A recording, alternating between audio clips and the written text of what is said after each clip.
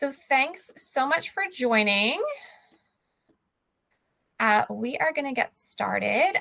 So again, my name is Erin. I work on the Vancouver campus, which is the unceded traditional and ancestral territory of the Musqueam peoples. I'm going to go through today kind of your next steps. And then if we have time, we will allow you to ask questions. And then as a reminder, we also have that advising Q&A right at the end of the session for you to ask any questions that you have as well. So I'm going to go through kind of your next steps for looking forward to starting in classes come September. So lots of questions about dates coming in already and finances. So we are going to get to that right away. Depending on where you are applying from, there may be some different dates associated with your application. You can find all of these on our website. And if you actually scroll down in this session, you'll be able to see a lot of related links to anything that I'm going to talk about in the presentation today. So really important to know for most students that have received an offer of admission, your deadline to accept that offer will be May 1st. So it's really important that you make sure to accept your offer by that deadline. There are lots of other dates coming up soon, but for any international applicants, do make sure that as soon as you accept that offer of admission, you start your study permit application if you haven't already done so. That can take a while, and so we do want to make sure that that gets approved in time. You'll see another date on here that is important. That's June 20th to 22nd. So that will be your course registration. You'll be getting tons more information about course registration throughout the next few months. We'll be sending you lots of emails. I have some links today below the screen that have some information about registration if you're curious to already start looking into that. But like I said, it won't happen until June 20th to 22nd. You'll be finding lots more information specific to course registration soon. August 27th is kind of one of the next important dates. That would be the move-in day if you are participating in Jumpstart, which I would highly recommend. Jumpstart is a week-long program which will allow you to get familiar with the Vancouver campus so that you kind of know where to go for what, how to get set up, especially for international students. There's sessions on like how to set up your bank account and get a phone and things like that. Canadians, you should be able to use your bank account and phones that you already have, but it'll be a great opportunity to move into residence early, get really familiar with campus. You get to meet professors early, you get to meet classmates early. So it's really an awesome opportunity to take advantage of. Your first day of classes will be September 5th. Those classes actually get canceled for what we call Imagine Day, which is your on-campus first day orientation where there's lots of fun things happening, and we really introduce you to the Faculty of Applied Sciences. Your first tuition payment is usually due on September 6th as well. So speaking of finances, let's talk a little bit more about money. This is what you can look at for what your fees will kind of look like leading up until September. So you can see that by the end of April, you can expect most of our scholarship announcements will be sent out by that point in time. By May 1st, or the deadline in your offer letter, you'll need to accept your offer of admission. For Canadian citizens and permanent residents, that's paying a $500 fee. For international students, that's $1,000. That deposit will go towards your first tuition payment. So it's not like it's just being paid for fun, but it does secure your spot. Then throughout June to August, your first payment will be required for your residence room offer in order to secure that. May 1st is also the deadline to apply for that first year guarantee of housing. So do make sure that if you are coming into your first year from high school that you are applying to residence if you plan to live in residence by May 1st. Throughout the summer, if you are an international student, you will be charged towards your IMED fees. Once you have been in BC and you have your MSP, which is just our healthcare in BC, then you won't need to pay that fee anymore. In early September, like I mentioned, it should be September 6th. It's not published yet, but it should be September 6th that you can expect. You will need to pay your first round of Term 1 tuition fees. So you can use our cost calculator, which I've linked, for more specific outline of what all of your fees may look like. But you can expect tuition for domestic students to be around $7,200. For international students, that's around $57,000 or $58,000 for those tuition fees. You'll notice that the additional fees for kind of like your living expenses and getting textbooks and all of those student fees and things like that are going to be very similar whether you're an international student or a domestic student. The second residence fee installment will be due September 23rd, so you can kind of keep an eye out for that. That ranges depending on which residence you're living in. So that gives you just a kind of quick snippet of what those important dates are and those amounts of money that you may need to pay. Again, that can be different for every student depending on your situation, but that hopefully gives you a quick idea. I do also want to mention that if you are a Canadian student applying for a student loan, that you should be applying by July 25th. And then as long as you apply by July 25th, you may be eligible for the UBC bursary program, which aims to meet unmet financial need as determined by your student loan provider. The bursary application will open via the SSC, or the Student Service Center, on August 15th, and it closes on September 15th. Now, just to clarify, bursary is money that doesn't need to be repaid as long as you remain in full-time studies for the year. It's usually paid out in December, so it helps to kind of get you through the rest of the year for anything that your student loans may have that unmet need for. If you are an American applicant or a U.S. student, you should make sure to submit your U.S. loan request form by June 30th. I also want to mention that there are UBC scholarships available for students throughout their time at UBC. You can find more information about that on our website. As I mentioned, most of our entrance scholarships should be awarded by the end of April. And I do encourage you to also check out external scholarships available to both Canadians and international students. You should already be getting emails from me. And in those emails, anytime I know of scholarships that students may be eligible for, I try and share those. But it's important to also search. Your parents may work for a company that may offer scholarships for you. You may work for a company. You may be involved in like a sporting organization or something that offers scholarships. So really try and apply for those scholarships wherever you see them.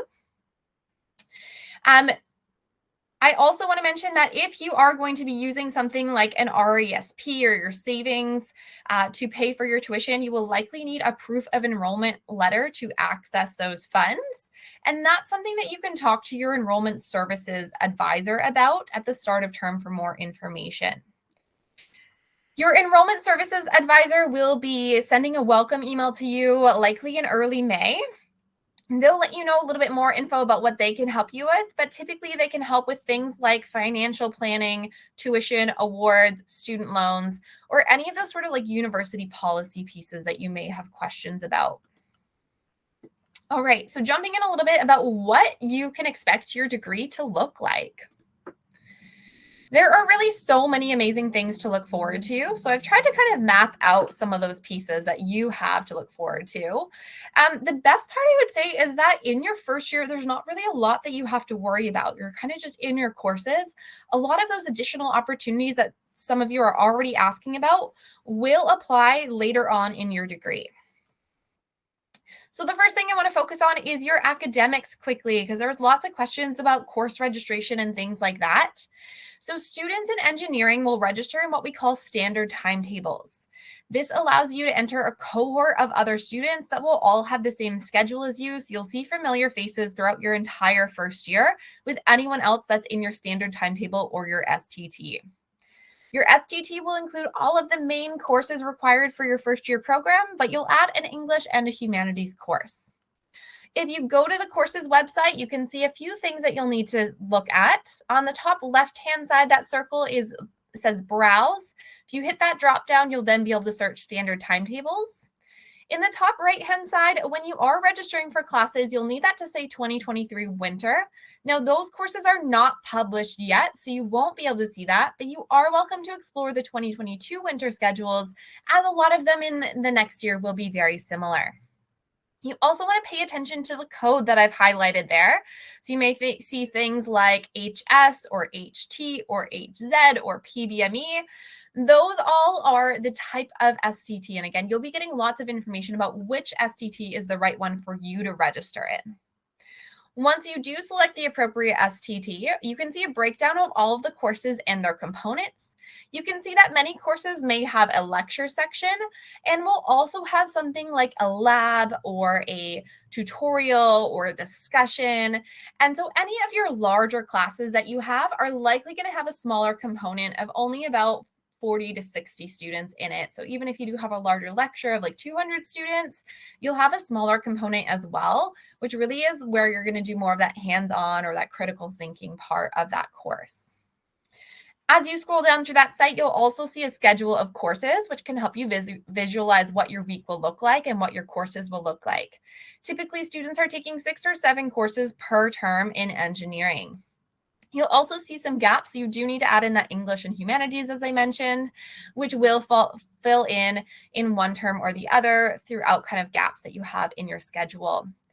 Most of our courses run on a Monday, Wednesday, Friday, or Tuesday, Thursday schedule. You will see that these courses look like they're back-to-back in here, but they actually run until 10 minutes before the hour. So, or the half hour, depending on when it ends. But you'll see that first course from 8 a.m. to 9 a.m. actually ends at 8:50 a.m. So you still have 10 minutes to walk to your next class, and that's usually not an issue. Some of you may also be interested in the PBME STT. So students must be admitted to submit the supplementary form. This is the pre-biomedical standard timetable, and it alters a couple of the classes that you will take in your first year and can provide you priority placement for your second year into the biomedical program. There was an email sent out to admitted students on March 31st. And if you have been admitted since then, there will be another email sent out in a few days. The first round deadline is April 15th. And if you submit the supplementary form by that deadline, you will be notified if you're eligible to register in the PBME STT before the May 1st deadline to accept your offer of admission. Additional rounds of assessment will continue up until June 1st.